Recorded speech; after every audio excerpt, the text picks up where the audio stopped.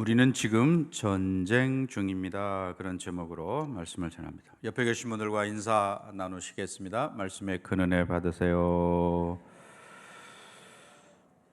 네, 기도해 주셔서 지난 9월 28일 수요일부터 10월 6일 목요일까지 7박 9일 일정으로 저하고 이충렬 장로님, 구근철 장로님, 정영숙 권사님, 문태순 권사님 5명이 미얀마 선교를 잠시 다녀왔습니다. 간단하게 먼저 보고를 드리고 말씀 전하도록 그렇게 하겠습니다.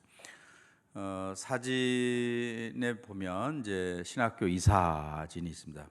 제가 이사장인데 그 여러 교단이 우리 합동 측 또 합신 수원에 있는 합동신학원이죠. 합신 측 그리고 고신 측 이렇게 세 교단이 연합으로 학교를 운영하고 있습니다.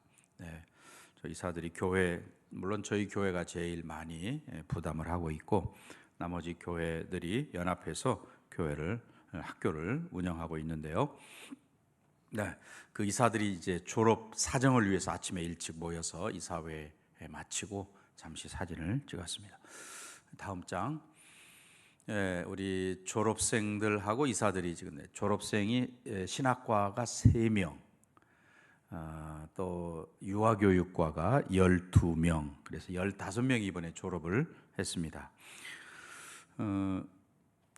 그 다음 장에 보시면 우리 성실교회 팀이 함께 졸업생들하고 같이 사진을 찍었고요. 그 다음 사진, 이제 저희가 그 종합관을 헌당을 했는데 성실교회에서 일정 부분 헌금을 우리 여리고 또 사부 중보기도팀 또 한 분의 개인 이렇게 해서 헌금을 해주어서 감사하다고 감사패를 교회를 대표해서 장로님께서 받는 그런 사진이고요.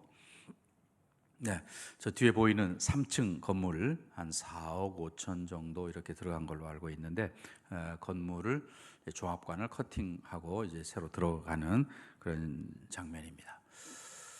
그래서 끝나고 이제 전체가 한번 사진을 같이 전체 촬영을 했고요. 이제 사실은 뭐 신학교라는 이름은 거기가 불교 국가이기 때문에 신학교라는 이름을 밖으로 공공연하게 내놓지는 못하고 저희가 MRPST 아카데미 학교 이름을 그렇게 이야기합니다. 근데 사실은 저 MRPST라는 말 속에 미얀마 리폼드 프레스비테리안 스쿨 오브 시올로지 신학교라는 이름이 사실은 저 안에 들어 있습니다. 아카데미하고 그다음에 그 종합관의 이름을 미션 홀로 제비 학생들이 투표해 가지고 미션 홀로 이름을 정했습니다. 저기서 많은 지도자들이 배출되기를 바라는 바이고요. 거기 보면 이제 각 실에 이름이 쭉 적혀 있습니다. 도서관도 있고 또 강의실도 있고 교수 연구실도 있고 또 그 교단 우리 주찬 선교사님이 총회장이거든요. 그 교단장 사무실도 있고 그 교단 회의실도 있고 이렇게 되어 있습니다. 3층으로 되어 있고요. 그 다음에 이제 주일날 샨공 교회에 가서 제가 설교하고 우리 주찬 선교사님 통역하시고 해서 샨공 교회에서 주일 예배를 드리는 그런 장면이네요. 그 다음에 그 예배 끝난 후에 샹공 교회 우리 성도들하고 같이 사진을 찍었습니다. 그 다음에는 이제 저희가 세운 교회들을 평일에 좀 이렇게 돌보는 시간이었는데 저 소망교회 사역자 성도님 몇 분하고 우리 팀하고 같이 사진을 찍었고요. 또 138 동네 이름이 138인데 138 유바용 교회 앞에서 저희가 물이 많은 지역인데 많이 돋아서 교회당 들어가는데 어려움이 없도록 그렇게 되어 있습니다. 감사하고요. 원래 실업인이 세운 그런 교회죠. 138 유바용 좀 떨어진 곳에 어린이 유치원이 있어서 거기 방문하고 사진을 같이 아이들하고 찍었습니다. 영어로 수업을 하더라고요. 영어 수업. 또 꽁달라바웅 교회 저희가 세운 교회죠. 홍달라운 교회 앞에서 교역자 가정하고 저희 팀이 같이 사진을 찍었고요. 네, 이제 우리 여리고 팀에서 헌금하셔서 세운 감람산 교회, 그 교회 전경입니다. 그리고 이제 우리 윤효정 황재석 선교사님 가정에 방문했는데 그 안에 이제 집에 사무실이 있고 집 안에 같이 사무실을 겸하고 출판사를 겸하고 있어서 그걸 방문하는 그런 과정들이었습니다. 그리고 이제 마지막 저희 팀하고 주우찬 선교사님, 오유경 선교사님하고 같이 사진을 찍었고요. 그 미얀마 개혁 장로회 신학교는 교수들이 27명입니다. 우리가 파송한 선교사님들이 강의를 하고 있고 또 현지인들이 있고 또 이제 졸업생 중에 좀 공부 잘하는 학생들이 강사로 공직을 해서 27명의 교수진. 그다음에 학생들은 89명, 신학과가 38명, 4년 과정인데 38명이고요. 영어 MDB 과정이 11명. 그리고 유아교육과는 이제 3년 과정인데 40명이 등록하고 있습니다. 네. 특별히 저 미얀마 개혁 장로회 신학교는 버마족을 타겟으로 주 대상으로 미얀마가 보구마율이 한 6% 됩니다. 그 정도 기독교인들이 있는데 버마족은 1%도 되지 않습니다. 버마족이 다 거의 90% 이상이 불교도들이기 때문에 그들을 버마족을 복음화 시키자라고 저희가 목표를 정하고 저 신학교를 운영 중에 있습니다. 기도해 주시길 바라고요. 오늘 제가 넥타이를 메고 왔는데 이 넥타이가 신학생들이 선물로 방문했다고 선물로 저에게 준 그런 넥타이라서 일부러 메고 왔습니다. 자, 이상으로 간단하게 선교 보고를 마치고요. 우리나라 대한민국이 1950년에 6.25 전쟁이 일어났습니다. 53년 7월 27일에 휴전 협정을 했죠. 원래는 이제 38선으로 이렇게 나라를 남과 북으로 나누었었는데 전쟁 중에 휴전선이 이렇게 그 전쟁 상태로 이제 멈추어서 동쪽, 우리나라가 주로 싸웠던 동쪽은 좀 38선 위로 올라가고 또 이 유엔군이나 이런 사람들이 싸우는 데는 아무래도 소극적이다 보니까 좀 밑으로 이렇게 내려오고 하는 휴전선이 성립이 됐지요. 그러니까 사실은 그 1953년 7월 27일 이후로 지금까지 그래 한 69년 이상이 지났는데 현재 우리는 어떤 상태입니까? 휴전 상태잖아요. 지금 전쟁을 하다가 멈춘 상태입니다. 다만 이 69년 동안 전면전이 일어나지 않았을 뿐이지 아직도 우리는 전쟁 중이다라는 것입니다. 마찬가지로 우리 신앙생활도 영적인 전쟁이다라고 하는 것이죠. 특별히 우리의 마음, 저와 여러분의 마음이 어떻습니까? 전쟁터지요. 끊임없이 선과 악이 싸우기도 하고 하나님의 생각과 사탄의 생각이 싸우기도 하고 이런 우리 마음도 전쟁터이고 구약 성경을 읽어보면 구약 성경의 많은 부분이 이스라엘과 주변의 나라들이 전쟁하는 전쟁사이기도 한 것이죠. 그런 점에서 어쩌면 구약의 그런 내용이 우리의 영적인 전쟁을 묘사하고 있는 바와 같다라고 이야기할 것입니다. 성도로서 저와 여러분이 이제 신앙생활 한다는 것은 휴전도 없는 계속되는 전쟁 가운데 우리가 놓여 있다라고 하는 것입니다. 예수를 믿자마자 우리는 사망에서 생명으로 옮겨진 사람들입니다. 과거에는 마귀의 종으로 있다가 이제는 그리스도의 종으로 옮겨진 사람들입니다. 그러다 보니까 사탄은 빼앗긴 자기의 사람들을 찾아가기 위해서 계속해서 우리를 공격하는 거죠. 영적인 전투라는 것입니다. 아까 사진에 지난 주일날 샨공 교회에서 예배드리는 장면이 잠깐 보였죠. 그 샨공 교회 바로 담도 아니죠. 울타리 옆에 여성들이 사는 공간입니다. 자기들은 수도원이라고 그렇게 이야기를 하는데 아무튼 저희가 찬양을 시작하면서부터 거기서 계속해서 뭐 목탁 두드리는 소리, 연불 소리, 또 무슨 악기를 두드리는 소리, 이런 것들을 계속해서 크게 틀어서 설교가 안 될 정도로 그런 가운데서 예배를 마쳤습니다. 성찬식도 하고 했는데요. 정말 영적인 전쟁이라는 것을 아주 실감하면서 예배를 드렸습니다. 오늘 우리는 누가 예배한다고 방해하지 않죠. 아무런 방해 없이 편안한 가운데 신앙하고 있습니다. 그러나 여러분의 생각 속에, 여러분 마음 속에는 또 여러 가지 복잡한 생각들, 예배 빨리 마치고 가서 그 다음에 점심은 뭘 먹을 거며, 또 끝나고 나서 뭘 할 건지, 이런 것들로 아주 분주하고 복잡하고 시끄러운 그런 마음일 수 있는 거죠. 영적인 전쟁이 있을 수 있는 거란 말입니다. 차라리 옆에 그냥 시끄럽게 그렇게 꽹과리 치고 연불하고 이러면 우리가 더 정신을 바짝 차리고 깨어서 예배하고 할 텐데, 우리는 너무 편안한 가운데 이렇게 예배하기 때문에 우리가 좀 영적으로 느슨하지 않는가라는 그런 생각을 해봅니다. 예수님께서는 우리의 선한 목자 되셔서 저와 여러분이 양으로 생명을 얻고 더 풍성히 누리게 하시기를 주님은 원하시는 거죠. 근데 반대로 사탄은 저와 여러분들을 영혼을 도적질하고 또 우리의 영혼을 죽이려 하고 멸망시키려 하는 그런 대적이 있다는 사실입니다. 그렇기 때문에 우리가 늘 깨어 있어야 된다 하는 겁니다. 베드로전서 5장 8절 9절 말씀이 그것을 증명하고 있습니다. 근신하라, 깨어라. 너희 대적 누가요? 마귀가 우는 사자같이 두루 다니며 삼킬 자를 찾는다 라고 이야기합니다. 그러니 너희는 믿음을 굳게 하여, 굳건하게 해서 그를 어떻게 하라고요?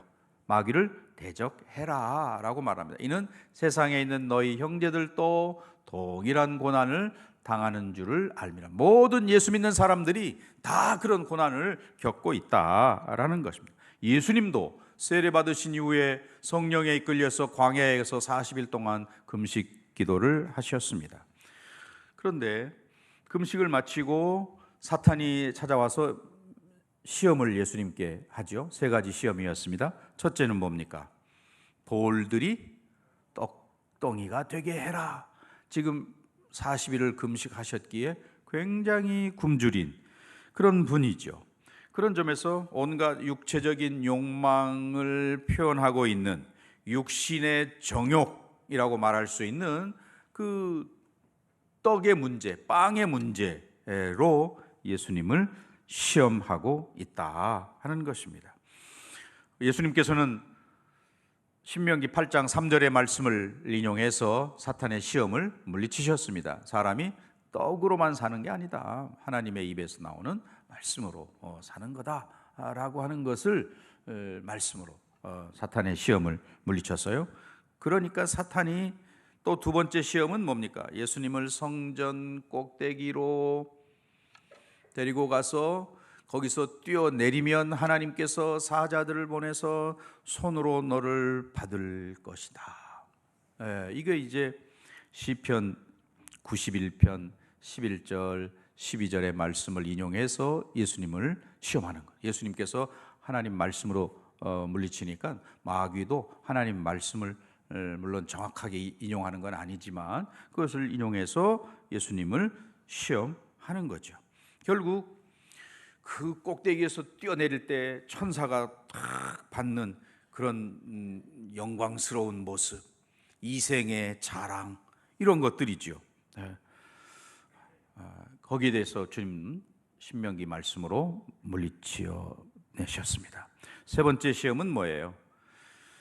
내가 나에게 엎드려 절하면 세상의 모든 영광을 너에게 주리라. 그 하나님께서 예수님을 이 땅에 보내셔서 십자가에 죽으신 이후로 모든 열방이 주께 절하도록 되어 있는 거죠. 십자가의 고난을 통과한 이후에 주님은 영광을 받게 되어 있습니다. 그런데 사탄은 지금 너가 그렇게 뭐 어렵게 할 필요 없이 나에게 절하면, 왜? 내가 세상의 모든 권세들을 쥐고 있고 하는 나에게 절하면 내가 너에게 모든 영광을 줄 거야 라고 하는 그런 유혹이죠. 그러나 주님께서는 하나님의 뜻을 아시기 때문에 하나님의 말씀으로 그를 물리치는 그런 장면입니다. 사탄은 이와 같이 우리 가까이에서 유혹의 올무를 덫으로 놓고 날마다 우리가 거기에 걸려 넘어지기를 기대하고 있는 것이죠. 그런 점에서 탈보 신학교 교수인 닐 앤더슨이라고 우리나라에 책이 많이 번역되어 있죠. 나는 이제 자유입니다. 이런 여러 가지 책들이 닐 앤더슨의 책인데, 그 교수가 한 이야기 중에 이런 말이 있습니다. 사탄의 멍에로부터 완전히 자유로운 성도는 15% 전체 성도들 가운데 15%밖에 되지 않는다. 물론 그 과학적인 여러 가지 근거를 15%라는 근거를 그가 논리적으로 주고 설명을 합니다만은 자세하게 설명할 수는 없고, 아무튼 그렇게 이야기해요. 그 교수의 견해인데, 많은 성도들 가운데 진짜는 15% 정도만 진짜고 나머지는 좀 의심스럽고 넘어지고 하는 그런 사람들이다. 85%가 거기에 해당된다라는 것입니다. 예수님의 12제자 중에 베드로도 예수님께로부터 사탄아 뒤로 물러가라는 책망을 들었어요. 가론 유다는 말할 것도 없고 12명 중에 2명인 거죠. 이런 육체를 가지고 이 땅을 살아가는 우리들은 이와 같이 정말 사탄으로부터 계속해서 공격을 받고 있다라는 것입니다. 마귀에게 틈을 우리가 주면 항상 그 틈을 타고 우리를 넘어뜨리려 하는 거죠. 쉽게 분노하고 또 쉽게 원망하고 이런 모습들이 다 결국은 사탄이 우리의 약점을 공격해서 하는 거란 말입니다. 아버지한테 어릴 때 심한 상처를 입었다든지 그런 모든 것들이 결국은 우리가 사탄의 유혹을 받는 통로가 되어진다는 것이요. 그래서 마귀가 공격하는 몇 가지 통로를 이야기하자면, 첫째는 불신앙이라고 할 수 있습니다. 우리의 불신앙. 하나님에 대한 온전한 신뢰가 없는 것을 불신앙이라고 그러잖아요. 남들이 볼 때 신앙이 있는 것 같은데 실제로는 하나님을 신뢰하지 않는, 가나안 땅을 정탐하고 돌아왔던 10명의 정탐꾼들 어땠습니까? 보고를 하되 안 된다. 그들은 거인이고 그 사람들 앞에 우리는 서니까 메뚜기 같은데 도저히 정복할 수 없다. 이렇게 이야기했습니다. 그건 눈에 보이는 현상이죠. 그러나 하나님께서 언약으로 그들에게 주신 것은 뭡니까? 가나안 땅을 그들에게 주시겠다. 이미 약속으로, 언약으로 말씀하셨습니다. 그러면 그 말씀을 더 신뢰해야 되는데, 눈에 보이는 현상, 사실일 수도 있겠죠. 팩트일 수 있습니다. 정말 그들은 거인이었고 거기서 난 소산, 엄청난 그런 것들이니까 정말 외형적으로 보면 싸워 이길 가능성이 없지요. 그러나 더 중요한 하나님의 약속, 하나님의 말씀을 주장했어야 되는데 그렇지 않다 보니까 백성들도 거기에 반응해서 아이고 우리도 차라리 애굽으로 돌아가면 낫지, 이렇게 가난 거인들하고 싸워서 되겠나 원망하고 불평하고, 그런 사람들은 다 어떻게 됐습니까?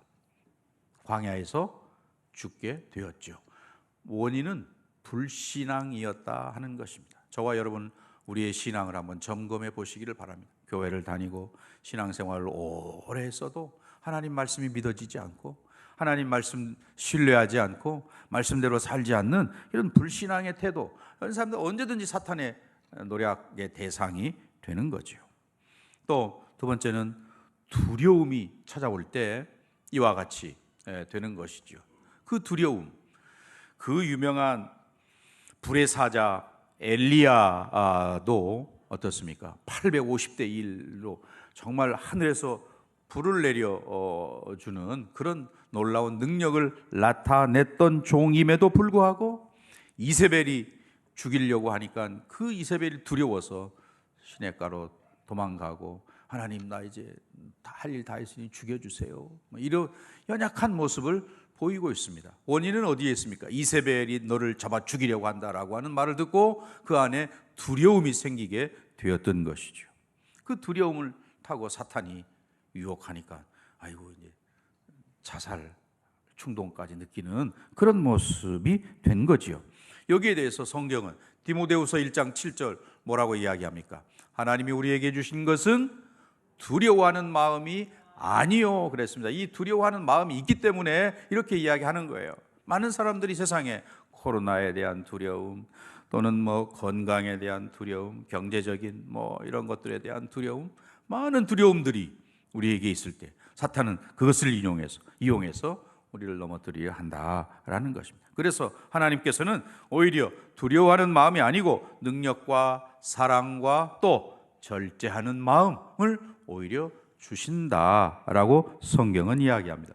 여러분 안에 두려움이, 내 인생에 대해서 또 죽음에 대해서 여러 가지 두려움들이 있나 한번 살펴보시기를 바랍니다. 세 번째는 쓴뿌리라는 거죠. 상처로 인한 그런 쓴뿌리가 사탄이 우리를 넘어지게 만드는 그런 통로가 된다는 것입니다.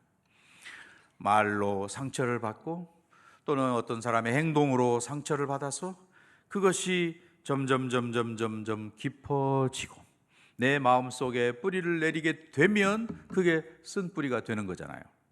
그래서 그 쓴뿌리가 내게 자리할 때 사탄은 그것을 통해서 나를 넘어지게 만듭니다. 이 쓴뿌리는 사실 우리가 용서하지 않을 때, 용서하는 마음이 없을 때 내 안에 자리하게 된다 하는 것이죠. 또 네 번째는 죄책감입니다. 사탄이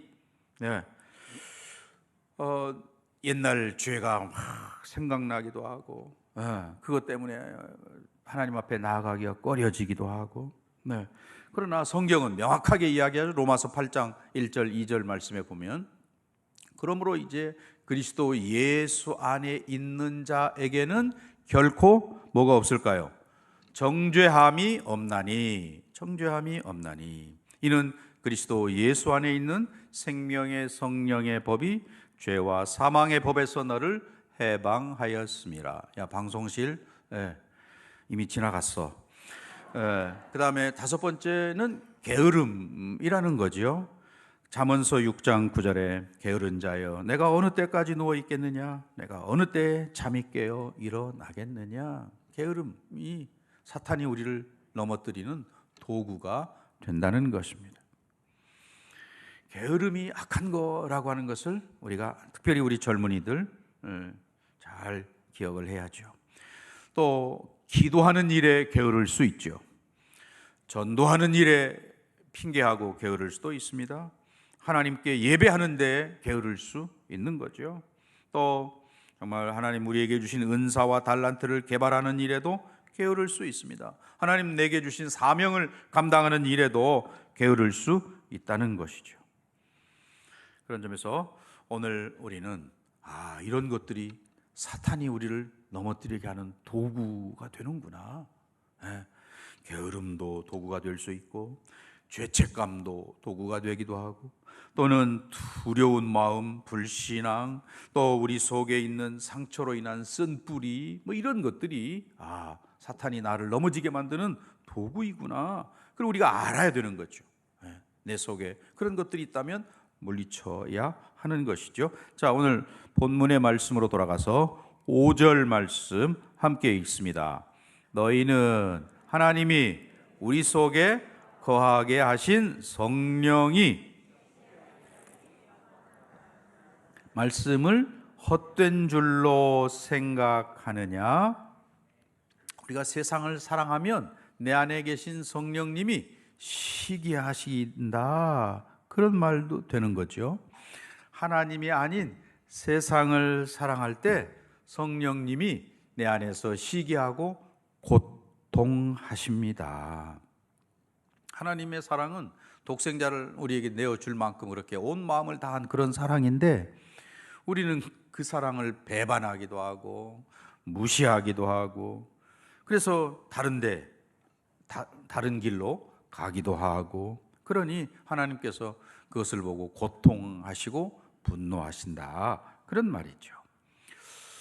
자, 이 5절 말씀을 잘 보면 너희는 하나님이 우리 속에 거하게 하신 성령, 즉 그 말은 무슨 말이에요? 성령님이 내 안에 계시다, 그런 말이잖아요. 정확하게.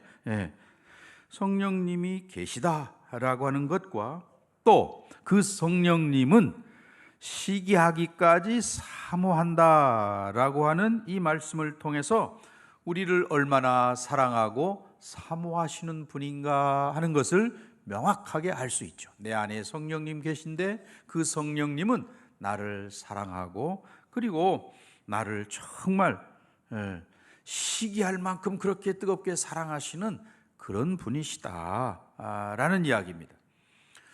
그런 점에서 우리가 매일 정말 큰 은혜를, 성령으로 말미암아 큰 은혜를 누릴 때 우리 사탄으로부터 자유한 그런 사람들이 되는 거죠. 또 6절 같이 읽어봅니다. 그러나 더욱 큰 은혜를 주시나니 그러므로 일러스되 하나님이 교만한 자를 물리치시고 겸손한 자에게 은혜를 주신다. 하나님께서 은혜를 우리에게 주시는데 누구에게 주시느냐? 겸손한 자에게 은혜를 주신다라고 말합니다. 세상 사람들 하나님 없이도 잘 살 수 있다고 이야기하죠. 그 세상과 짝하면서 교만하게 사는 그런 사람들이 많다, 그런 이야기입니다. 그런데 오늘 말씀에 보면 우리 하나님께서는 그런 사람들은 물리치신다라는 것입니다. 자기 죄를 깨닫고 그리고 하나님 앞에 겸손한 자에게는 말할 수 없는 은혜를 부어주시는데, 교만한 자는 하나님께서 물리치신다라고 말합니다. 특별히 오늘 여기서 우리는 겸손한 자 6절에서 말하는 그 진짜 겸손한 자는 누구냐? 하나님 앞에서 자기가 죄인됨을 깨닫는 사람이 겸손한 사람이죠. 누가복음 18장에 가면 바리새인과 세리가 기도하는 내용이 나옵니다. 함께 성전에 기도하러 가죠. 그때 바리새인은 서서 뭐라고 기도합니까?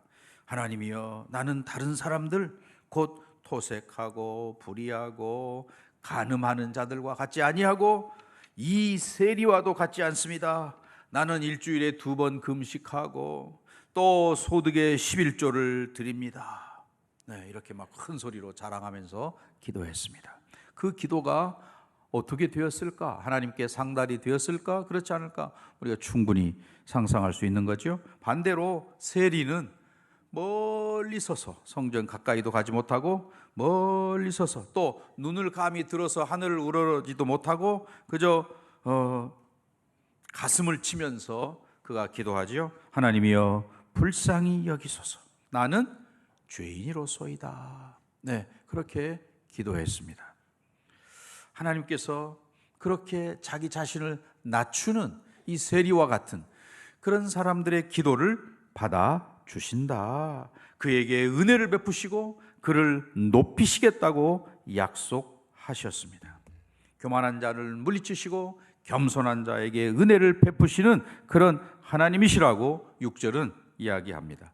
이사야 57장 15절 말씀에 지극히 존귀하며 영원히 거하시며 거룩하다 이름하는 이 하나님께서 이와 같이 말씀하시되 내가 높고 거룩한 곳에 있으며 또한 통회하고 마음이 겸손한 자와 함께 있나니. 하나님께서 누구와 함께 하느냐? 통회하고 마음이 겸손한 자, 회개하는 그리고 겸손한 심령과 함께 하신다라고 말씀하고 있습니다. 그러니 우리가 하나님 앞에 저와 여러분이 가져야 할 자세는 다른 게 아니고 바로 겸손한 자세. 그리고 아까 가장 겸손한 태도가 하나님 앞에 회개의 자세를 갖는 것이 가장 겸손한 자세다 말씀을 드렸어요. 형제끼리도 우리가 믿음의 형제 자매들, 부부간에, 부모와 자식간에 정말 우리가 가져야 할 최고의 미덕은 겸손이구나. 그래서 하나님께서 그들을 불쌍히 여기시고 그들에게 은혜를 베풀어 주신다. 6절 마지막에 겸손한 자에게 은혜를 주신다 하였느니라. 이 은혜가 저와 여러분에게 충만하기를 바랍니다. 7절 말씀 같이 읽습니다. 그런즉 너희는 하나님께 복종할지어다. 마귀를 대적하라. 그리하면 너희를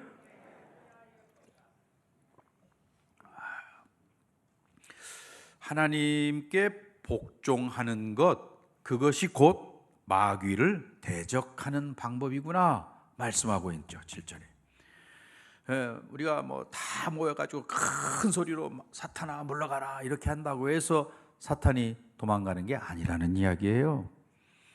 사탄은 우리가 소리 지르면 뭐라고 이렇게 내려다보면서 내가 너의 모든 것을 알고 있어 이렇게 말할 거예요. 그런 점에서 우리가 하나님께 복종하는 그런 태도를 갖는 것이 결국은 적극적으로 사탄을 대적하는 거다 라는 말씀이죠. 하나님의 말씀에 순종하는 저와 여러분이 되시기를 바랍니다. 이 4장 1절에 보시면, 야고보 4장 1절에 보면 어떻게 시작하냐면 너희 중에 싸움이 어디로부터, 다툼이 어디로부터 나느냐 이렇게 시작하죠. 결국 무슨 말이에요? 이 야고보 사도가 편지를 쓰는데 편지를 받는 교회들 가운데 그 다툼이 있다는 거죠. 싸움이, 교회 안에 싸움이 있고 다툼이 있고 시기가 있고 이런 게 마귀의 역사인데 그 교회 안에 그런 게 있다는 거예요. 무슨 말이에요? 마귀가 교회 공동체를 파괴하는데 바로 그러한 것들을 사용한다는 것이죠. 그런데 그 마귀의 역사를 어떻게 물리치느냐?